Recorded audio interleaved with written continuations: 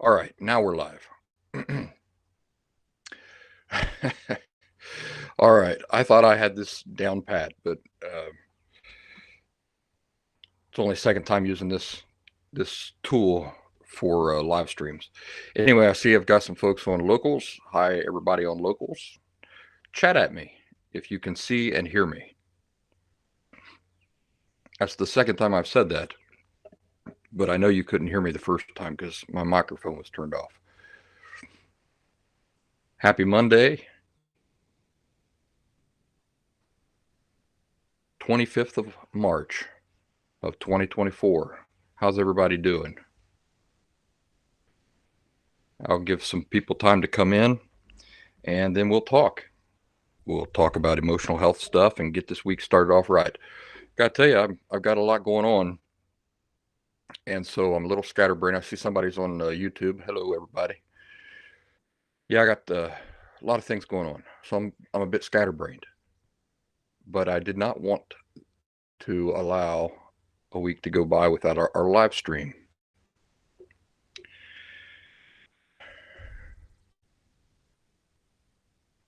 Wonder if I can chat in the no live chat yet.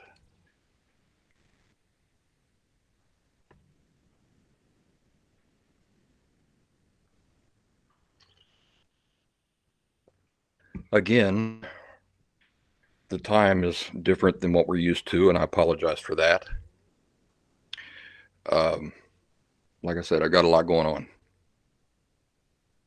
on. So it's kind of a wonder that I was able to get this live stream in today at all. Anyway,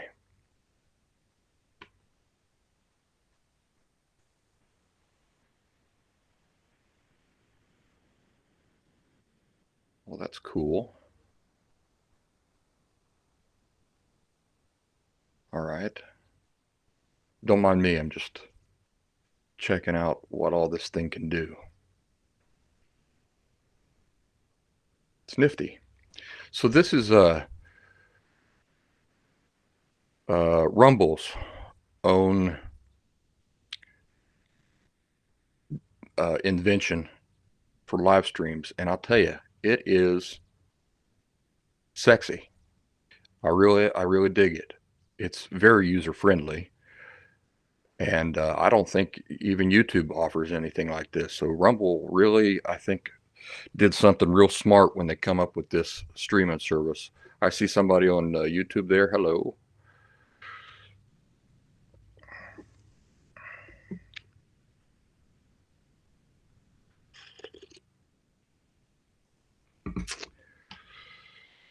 So the way we do this, the way we've traditionally done this is it's been exclusive to our locals community. And there's going to continue to be exclusive aspects of this for our locals community. On the locals community, what we would typically do is like for the first 20 minutes, it would be open to everybody. First 20, 30 minutes.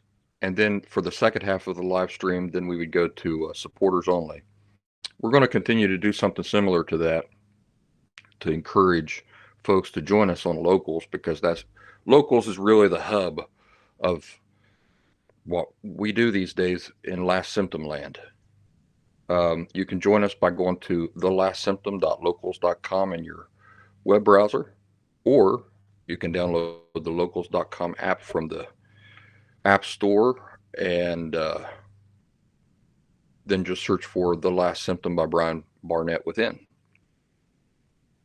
But so that's kind of the hub. That's kind of the center hub of everything we do, the conversations we have, and those sorts of things. So what we will probably do moving forward is we'll do these live streams. They'll be available on YouTube and Rumble in addition to locals. But then after 20 minutes, 30 minutes or so, I'll close her down.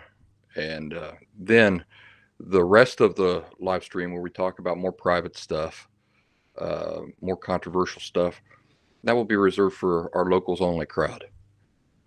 So I think that's the way I'm going to do it. Of course, I'm just kind of making it up as I go. Let me see what I got to share with you. On our locals community, there was a conversation that a topic somebody had brought up about never offering unsolicited advice, and so I thought I'd talk about that a little bit more. It's important to keep in mind that the way we talk naturally reveals things about our thinking and our attitudes. And so there's a lot of things that, a lot of ways, a lot of terminology and stuff like that that we might use in our natural speech that we think is harmless, but it's really not when you realize that it's reflective of a person's true underlying attitudes. And what's interesting about that is that it can help us learn things about ourselves. So it's not just something that we use on other people, like some kind of Jedi trick or something to understand another person psychologically. It's an important tool for us to understand ourselves as well, because there's a lot of things that as people we may be completely ignorant about ourselves. What I mean is that we may live with a certain attitude about a thing that we're completely unaware of. Well, if you're completely unaware about something about yourself, I mean, you're completely blind to it. How do you learn that that thing is there? Well, one of those ways is by looking at your speech and thinking about, and I'm talking about natural speech because we can force ourselves to speak in any way, right? But just natural speech when you're not really paying too much attention to the way you're saying things and you're just talking naturally. These things can reveal attitudes that we live with that we're completely ignorant about. Um, and one of those things that can be revealed in our speech, in our natural speech, is the attitude, inappropriate attitudes toward other people. Um, Inappropriate attitudes regarding the nature of feeling, self, and life. So that came into a conversation about um, never offering unsolicited advice. The reason why it's important to never offer unsolicited advice goes beyond just manners. It, I'm not interested in manners when I talk about never offering unsolicited advice. What I'm interested in is the underlying attitudes that leads to people offering unsolicited advice. You know, part of a great big part of emotional health is recognizing where you begin and end and where other people begin and end. And when you offer unsolicited advice, what that inherently involves is you perceiving people incorrectly, unhealthily. It inappropriately assumes responsibility over other people's life. It inappropriately assumes rights over other people. And it inappropriately assumes authority over other people's lives. So do you see that then that type of behavior, this offering unsolicited advice, is really it's all it is it's just a reflection of the underlying attitudes that somebody really lives with. So the not offering unsolicited advice is more than just a step, something to do or not do. It involves changing your attitudes because people who are doing that because of the attitudes that they live with, the unhealthy attitudes. So I hope you understand what I'm saying. I'm not saying just don't offer unsolicited advice to anybody. What I'm saying is examine your attitude, the way you perceive other people, the way you perceive yourself, and work on that so that you don't go around offering unsolicited advice. So the conversation on locals it dealt with I see some other people have joined us. You can chat at me anytime, and I'll see it in the live chat and be able to interact with you.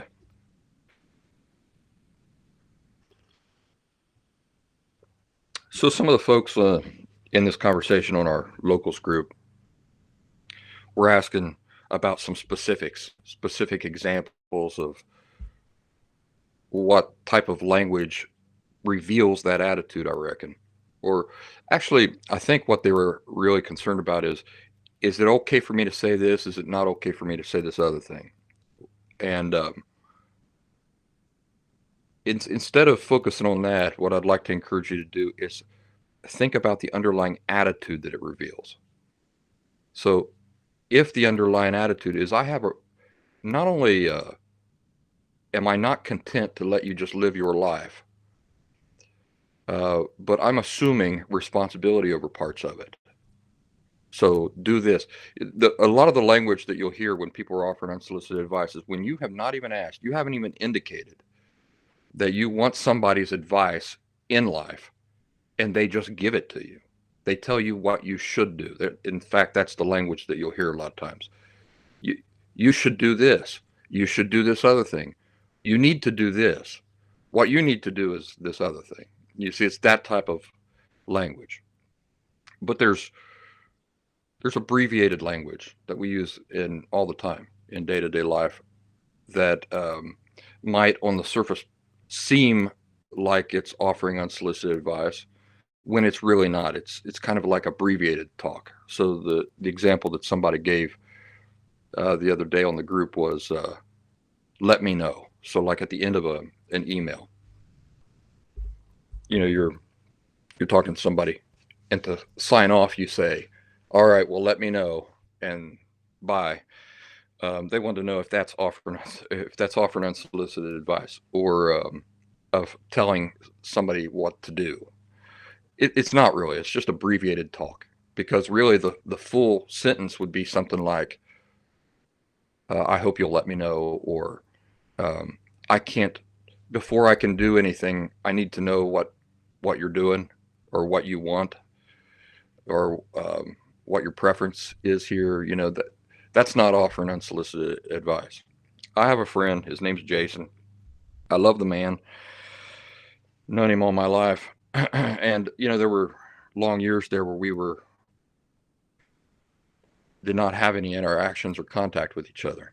But man, he is the king of offering unsolicited advice. And he's got issues. He's got issues that he lives with. And it comes out in that. It becomes visible in that way. Hey there, Nana. Good to see you. Thanks for typing something in there on locals. But, I'm friends with him on social media. Always offering unsolicited advice. Now, if he had a website, or like, he was doing something like this, he's got a channel, or he's got a website or something like that, where it's like he's offering advice to those who are interested, right? So anybody who's looking up information on something that he claims to know about might visit his website or might watch his YouTube channel or something like that, right? And he's telling you what to do and not do. Now that is quite different. That is not offering unsolicited advice, because you're just offering advice out into empty space, and whoever is seeing it are people who are searching that out, or joining that group, or subscribing to that channel, right? So in that case, just the same here as when I'm telling you do this and don't do that. That's not unsolicited, because you've come to me specifically for that. But even in my personal life, I got to be a bit careful, because once I'm off the clock with the last symptom, and I'm just interacting with people in my personal life, I have to be careful that I don't take my way of talking here and carry that out into my personal life and start telling people what they should do and what they need to do and everything. I have to wait for them to invite me to do that. So you see what I'm saying? It's quite different than my life here, talking to you folks. So even in my personal life, It's something I'm always trying to be on guard about. There is a temptation sometimes because I do this so much day by day, uh, offering advice to people. There's that. It's like muscle memory, you know. Like if I start talking to a friend of mine who has no interest in the last symptom, um, it would be it might be easy for me to slip up and forget that I'm not talking to somebody who's come to me for my advice and then offer unsolicited advice. But, you know, the important thing to keep in mind is that it's reflective of attitude, of your true attitude. And this guy, my friend Jason, what I was going to say is he doesn't have that. Like he's doing this on social media to just friends and family. It's not like a dedicated website for people to come looking for that advice. This is just like in just normal social situations. He's telling you what to do, what you need to do, what you should do, what you shouldn't do. Do this, do that. And I'll tell you what really gets on my nerves is when I have not asked for his advice and he tells me what to do, and I say, um, no, I've made up my mind. I'm doing this other thing.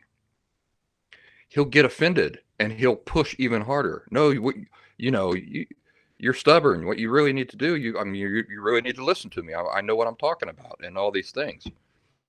So you can see why does he get offended?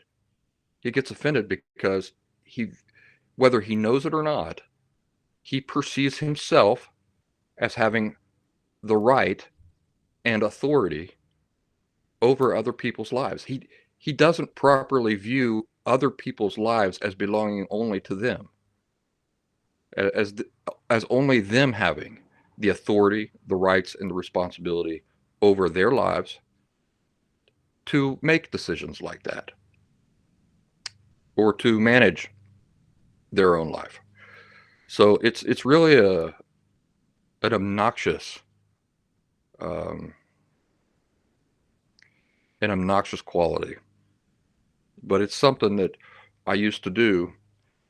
I'm sure it's something that a lot of folks who will see this do, um, but it's something that you can break yourself free from, but not just by not doing it, not just by saying to yourself, well, I'm just not going to offer unsolicited advice.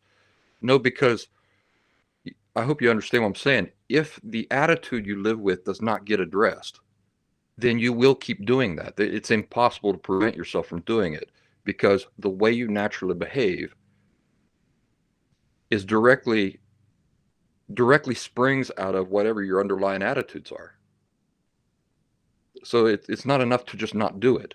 You have to look at your attitude, the attitudes that allow for you to do that, and then address those underlying attitudes. Hey, hey, hey.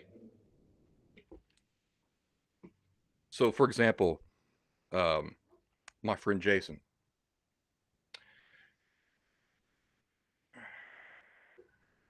Whoa, there we go. My friend Jason. It wouldn't be enough for him to just for somebody to say, you know, don't do that, and him to say, okay, well, I'm not going to do that anymore. He doesn't even know why he does it. You know, that's the interesting thing. If I were to sit him down and start asking him, why do you do that? He wouldn't know why he does it. So you see why it's so important to sit and analyze yourself and say, why do I do it? Well, the reason why anybody does it is because of an inappropriate view of the law of individual inherent rights, responsibility, and authority. That's what it comes down to. It's a nice day here today, folks. Real nice day. Everybody's out and about. I'll tell you what. I was doing a video, trying to record a video the other day of setting up a tent. And it was another nice day. It was like it had been gray and rainy for a week long. And got this really nice day. And I said, well, I'm going to go out and do this tent, do a video showing how this tent looks and how it sets up and everything. Oh, man. It was like 900 people all around me mowing yards and dogs barking and kids screaming, and it was crazy. So I think the best time to record a video in town is on like the really lousy, nasty, ugly, sloppy days. That's when you'll get peace and quiet. Nana says I used to give so much unsolicited advice, and in hindsight, I was simply unqualified, disrespectful, and impolite. Disrespectful is that's a good way of putting it. Yeah, I said it was obnoxious, but it's so disrespectful. I used to be just like your friend, and I thought I did that because I was a great guy. Yeah, I was talking a little bit earlier about how this is such a great tool, analyzing our natural ways of speaking, because they reveal things to us that we might be completely blind about, unconscious about. So, I remember doing that too. And I also remember getting upset and offended when people didn't like me giving them unsolicited advice. And if you would have asked me at that time why I did it, why does it bother me if they don't want my unsolicited advice? I couldn't have told you.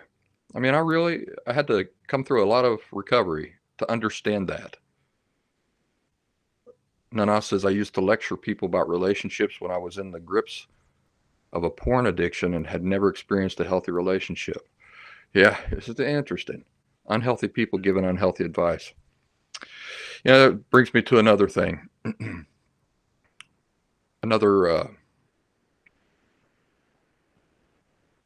conversation that we had on our locals group about somebody had posted a video, and I know that somebody meant well when they made it. It was all about these kids and balloons and all these things.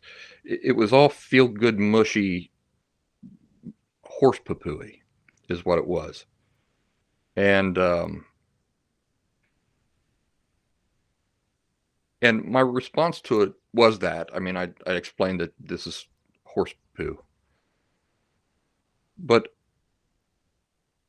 what I also said is that these are unhealthy people, while they mean well, offering these insights, these quote unquote insights, while they mean well, they're just unhealthy people guessing at life. And you'll see that a lot on the internet.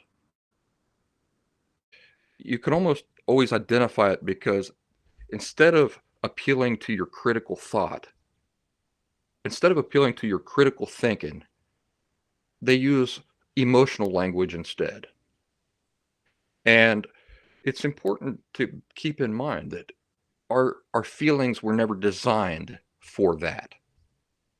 Our feelings were never designed to determine realities for us. So do you see the problem with with unhealthy people guessing about the nature of life and then offering you insights and advice about it when they've come up with these things based on what feels good to them? Like when they imagine it in their head, like this balloon story, and they get those warm feelings, and they say, "I like the way that feels." So that's the conclusion I'm going with because it feels good to me. And then they tell these stories about balloons and children, and when you hear that somebody talking about balloons and children, it's impossible for that imagery not to appeal to you emotionally. You see what I'm saying? So they're not appealing to you on an intellectual level or like on a critical thought level, but rather on an emotional level. And then their conclusion is this because it feels so good. Well, the whole purpose of that video was to tell you that you should take responsibility for other people's happiness. And that's absolutely contrary to the principles and laws of good emotional health. So you see, with all this imagery, this emotional talk and imagery and everything, people are selling that and then taking that, going and then believing that I'm responsible for other people's happiness. It's wrong for me to focus on my own contentment and to take responsibility for only my own contentment. And now I'm responsible for everybody else's contentment too. It's complete bull horse poo. So the reason why I brought that up is because what Nana is saying is that unhealthy people have that tendency, don't they? Unhealthy people want to give you advice about life, about relationships, about how you should handle things, how you should behave, and what you shouldn't do, and what you should do. So, this whole conversation is kind of all tied in. But, you got to be aware about that sort of thing. We've talked in the past about why unhealthy people do that. For one thing, it's a way to avoid ever looking inward brutally honestly and addressing one's own issues, ain't it? And I have relatives that do this. They're always in other people's business. In Appalachia, it's almost a way of life. Always looking out, telling it, always in other people's business. This friend Jason of mine, I'll give you a few more details. And I used to do this too, by the way. It's embarrassing to admit that to the world that I used to do that, but I did it. But the reason why I do admit it to the world is because I'm not doing it anymore. I fixed it. So I want other people who are doing it to be encouraged by that. Well, if he's admitting that he used to do that too, and even though it's embarrassing to him, and now he doesn't do that, well, then there's hope for me too. How did he do it? So a friend of my family died here recently. John was his name.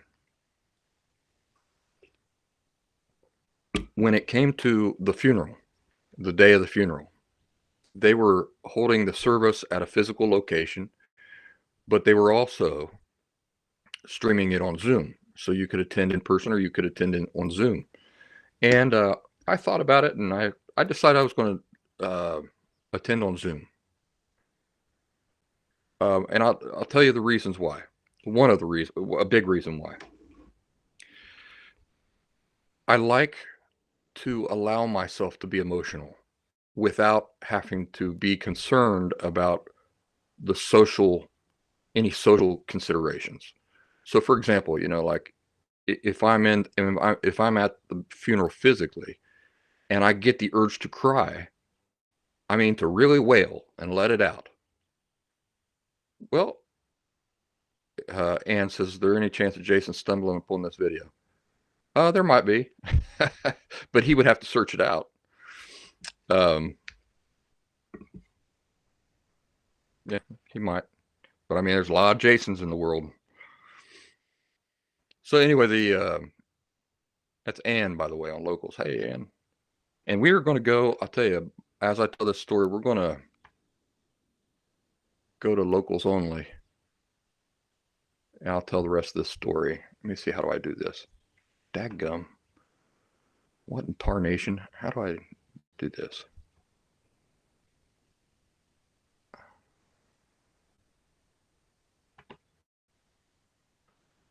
Well, let me tell a story before I forget about it. So if I'm physically at the funeral, and I mean, I just really want to wail and cry and let my emotions out,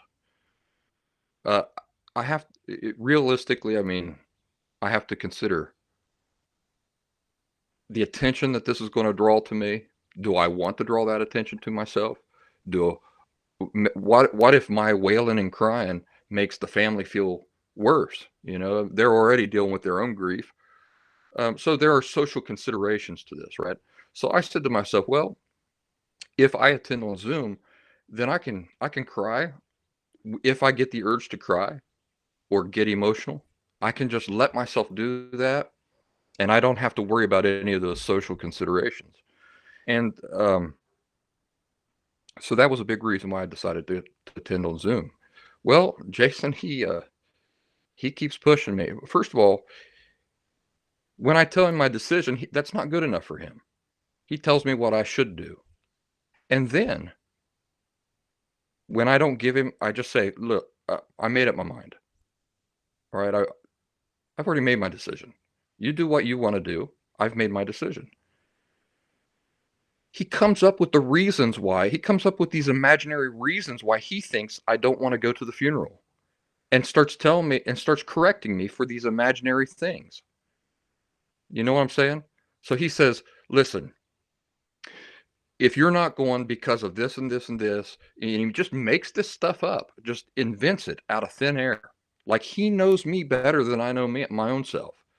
Invents up these reasons and then tells me why these invented reasons are wrong and why I should go anyway, despite all of these imaginary reasons that he's conjured up in his imagination for why I don't want to go to the funeral.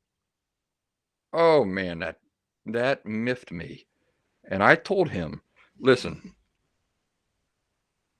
I love you, but you are speaking out of turn. Mind your own business. And I said, I'm serious. I have put up with this for weeks now, and I am tired of it. Mind your own business. And well, it was like a day passes, and I get on social media, and there he is telling people what they need to do and should do. And it has really,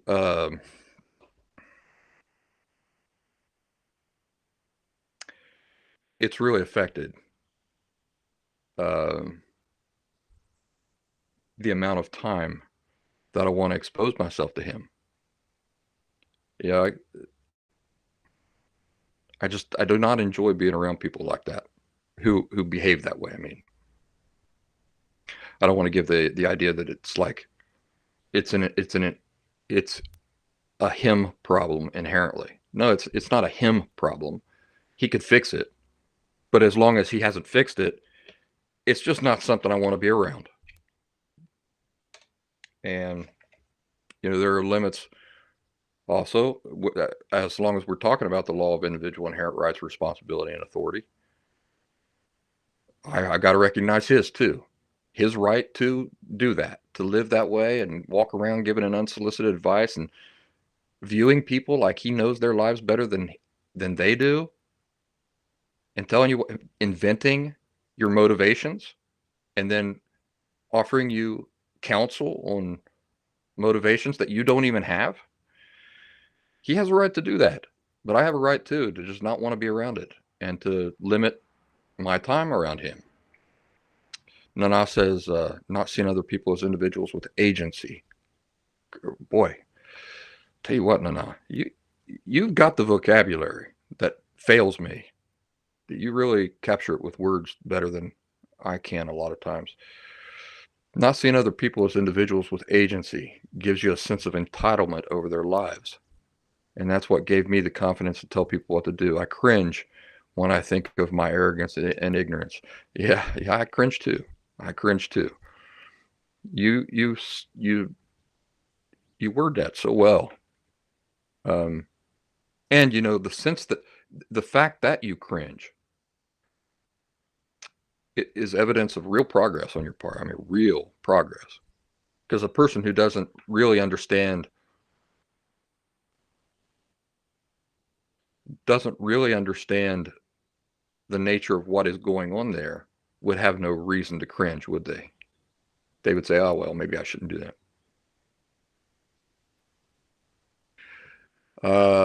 Nana asks me, what's it like when I run into people that you irritated in the past with your emotional unhealth? I'll tell you,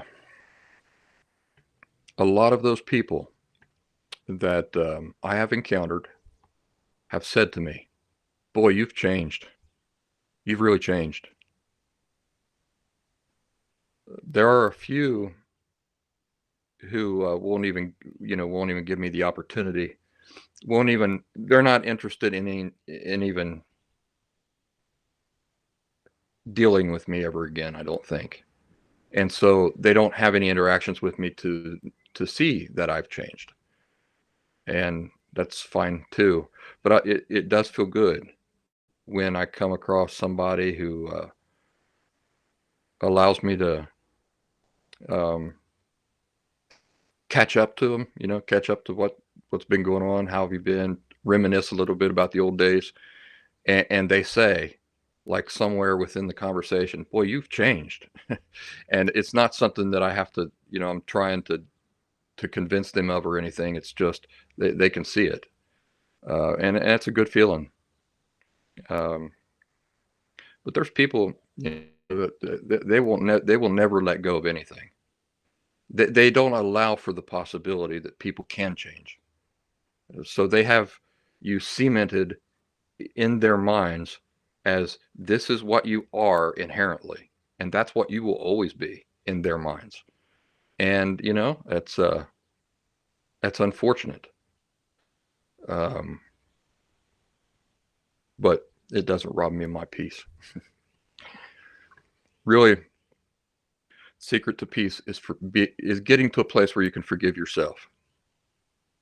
And the way you do that is you meet the conditions for their forgiveness, which does not necessarily mean that they forgive you. It just means that you've met the conditions for them to forgive you if they ever should decide to. And once you do that, once you're satisfied that you have done that, then it's not too hard to forgive yourself. You kind of let yourself go, um, especially when you're not behaving in those ways and thinking in those ways anymore.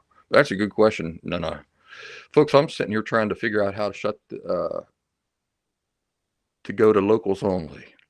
Give me a second. You guys can chat. Hey there, Penny. You guys can chat in the chat there for a second while I try to figure it out.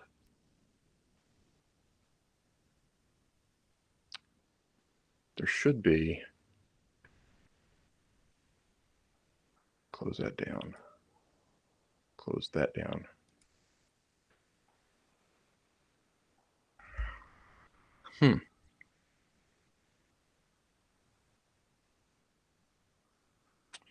Interesting.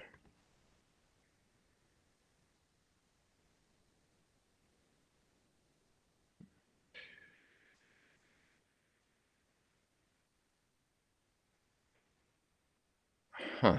So currently we're on Rumble, Locals, and YouTube, and I've got those symbols up at the top, and when I click on them, they just take me there. I don't see where I can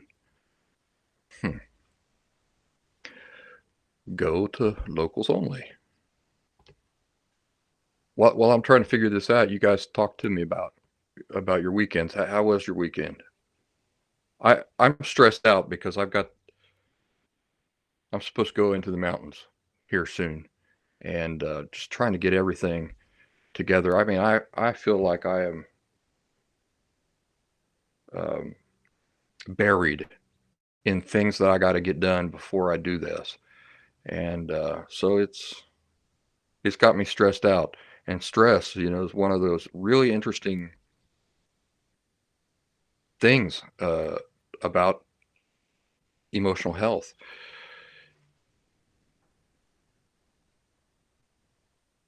Um, it sneaks up on you, and then it can be there, and you don't even know it's there. You can do things to try to calm it, and you think you have, but then later you look back and you realize that no, it was still there and affecting you. And the problem is with stress is that it affects your judgment.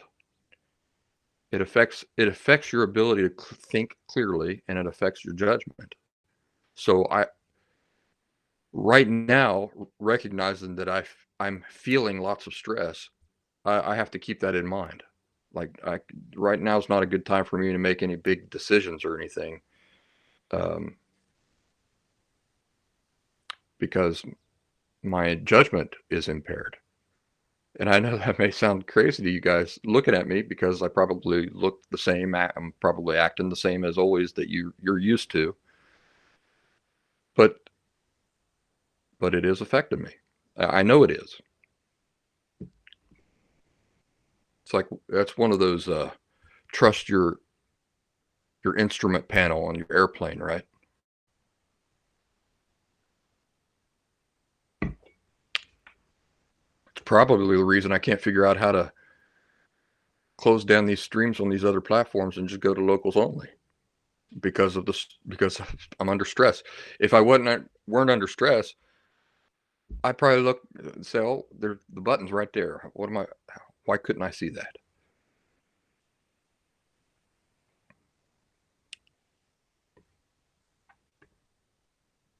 Studio. This thing has, I mean, this tool, it offers so many cool things. Like I could actually play media for you right now. In fact, let me see if I can. Add a video. All right, let's see. Let me see.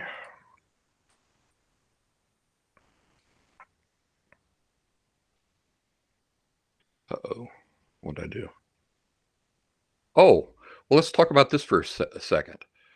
The last symptom fundamentals course is going to be available in its entirety on locals, which will offer folks a better, more possibilities for taking the course if they want to. I'm uploading a video right now, a tutorial video, and we'll just watch it together.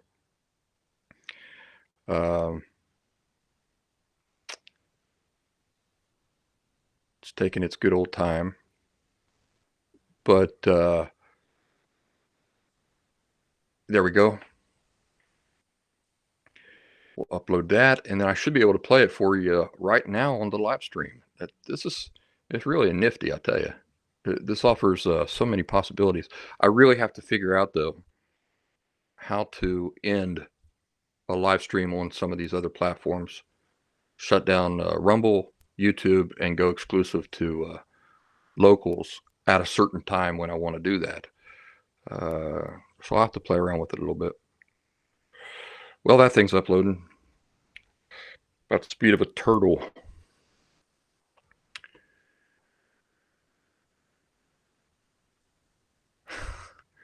So yeah, I'm kind of figuring things out as we go.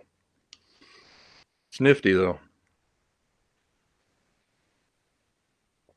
It's a better layout, a lot better layout than when I'm just streaming on locals or just streaming on YouTube or any of those things.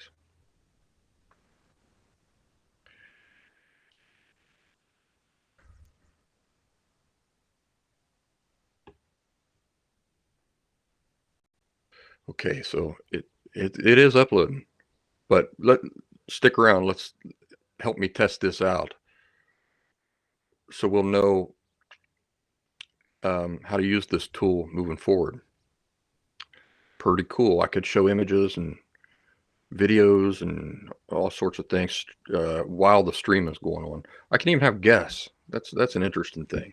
Like I could have guests on the live streams. It'll do like a split screen, which is nifty. Let's give a name to this thing here. Got my daughter in the house there. Let me check on her. Hey, how you doing in there?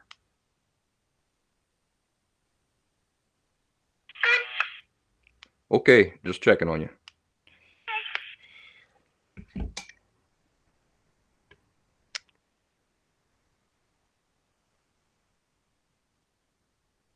We're at 40% on this video.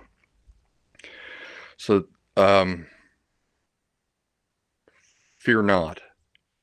In the future, if I have a video to play while we're doing the live stream, I can upload that ahead of time so that we're not waiting for the upload during the live stream.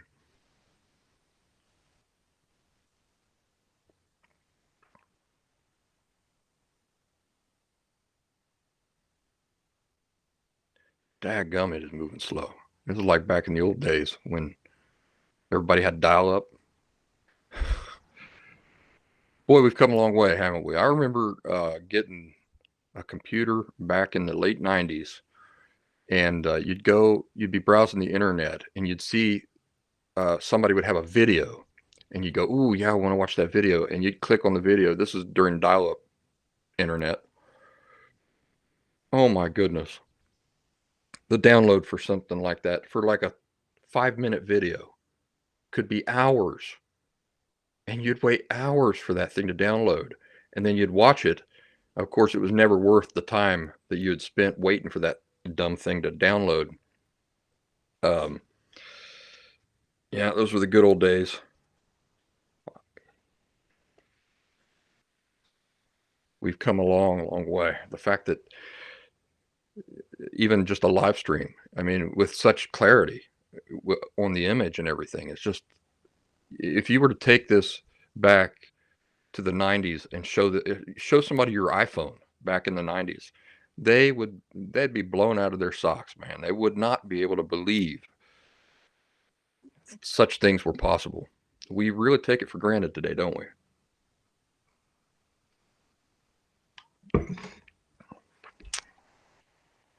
So, going to be going into the woods here soon.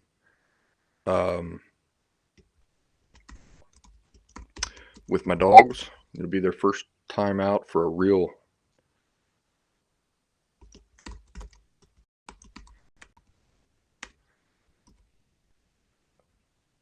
outing. Okay, we're almost there.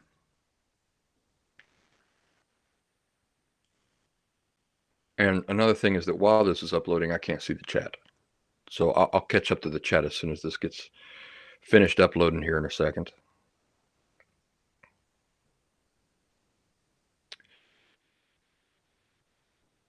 We are at 90%. Oh, really? This video is already uploaded on Locals, but I want to play it here during the live stream, just to test out this capability. So hang tight with me for just a second, if you're able.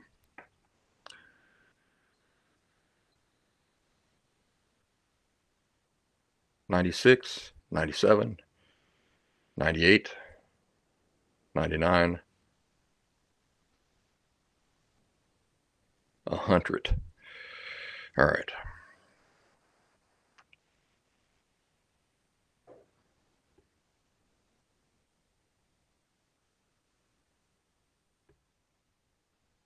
Okay. Save to library. Let's see if we can play this now.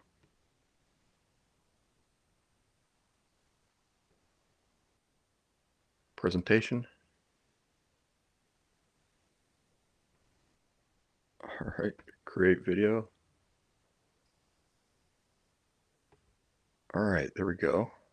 This is a tutorial to show you how to access the Last Symptom Fundamentals course on Locals.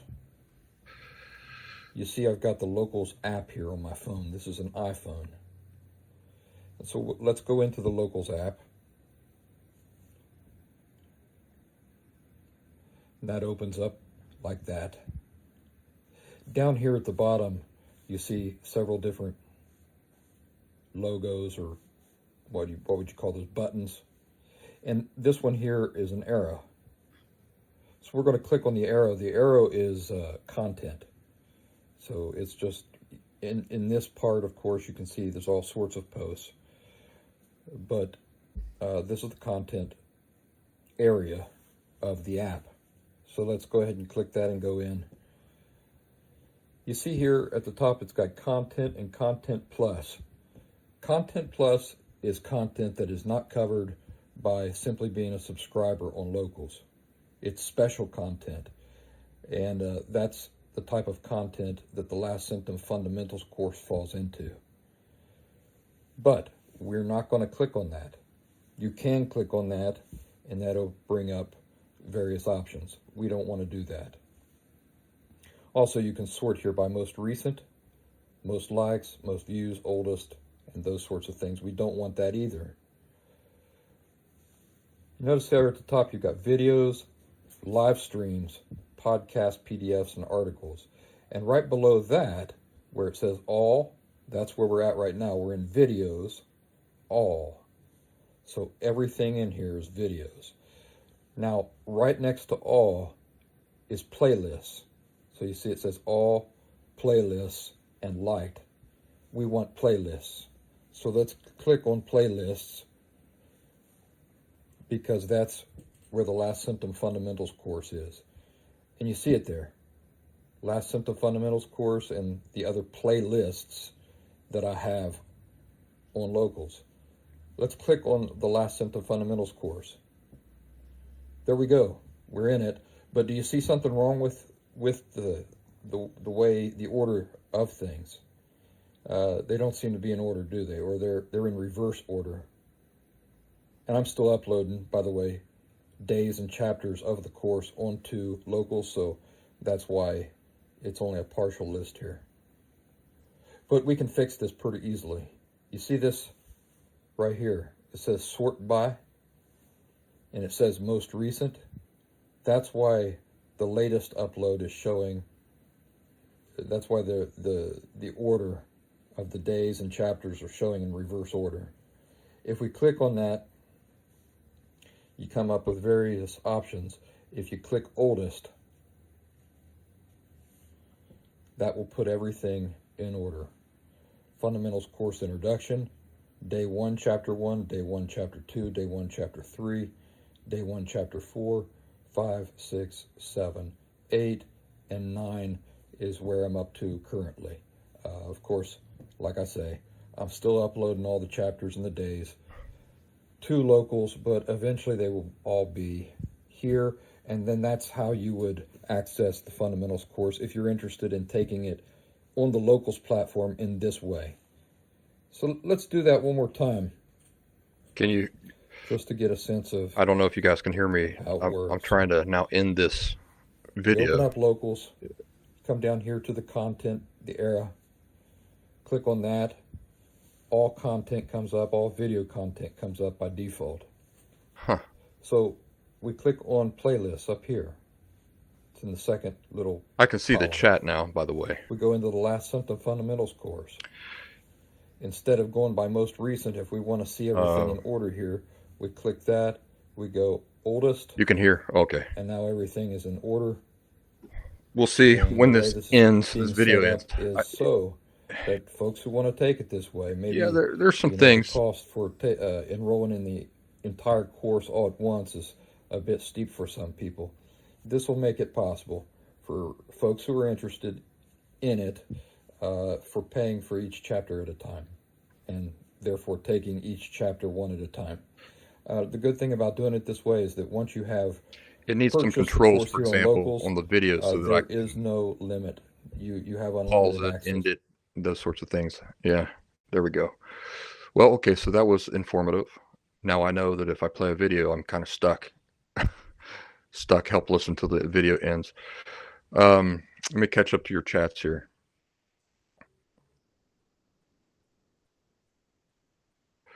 Penny says she can go into a form of denial when she's under stress. Can you tell us more about that, Penny, if you're still here? What does that look like? The denial. The denial that you feel stress?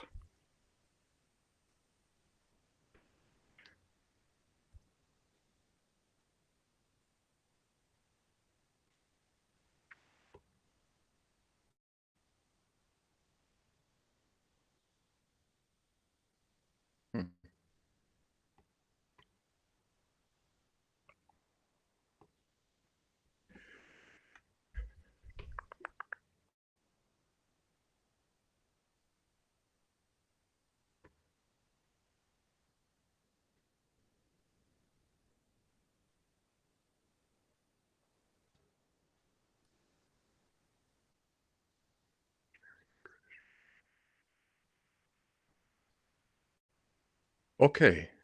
Okay, I see how I can do it now. I can go to local supporters only. All right, so folks, I'm going to end the stream for YouTube and Rumble. We're going to go to locals only now. Join us over there on locals. I'm going to get better at this the more we do it. it won't be as confusing as we move on. All right, so go on to locals, supporters only now.